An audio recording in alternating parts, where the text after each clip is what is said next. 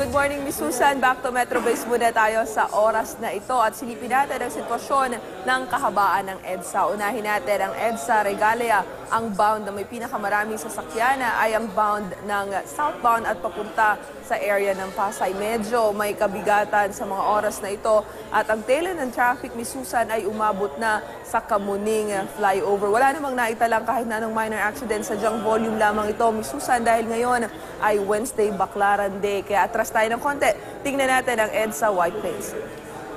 Medyo both bounds dito, Miss Susan, ay moving situation naman. Pero makikita natin ang volume ng mga sasakyan. Yung mga sasakyan, Miss Susan, na nanggagaling sa looban ng White Plains na pakanan ng northbound ay medyo nagkakaroon lang ng pagbagal dahil nagbibigayan ang mga sasakyan sa lugar na yan. Dito naman tayo sa pangatlo nating screen, ang EDSA Ortigas.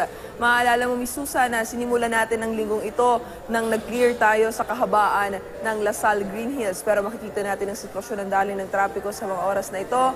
May mga enforcers tayo nakatalaga pero medyo may konting pagbagal sa area na yan. At dahil nga nabanggit ko kanina, ngayon ay Wednesday Baclaran Day, silipin natin ang Rojas Baclaran.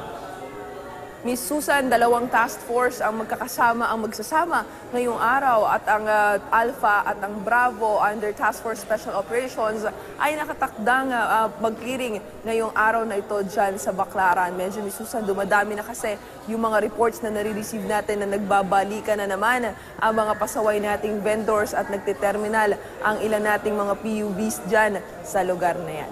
Yan ang latest mula dito sa Metro Base. Good morning sa iyo, Miss Susan. Have a good day.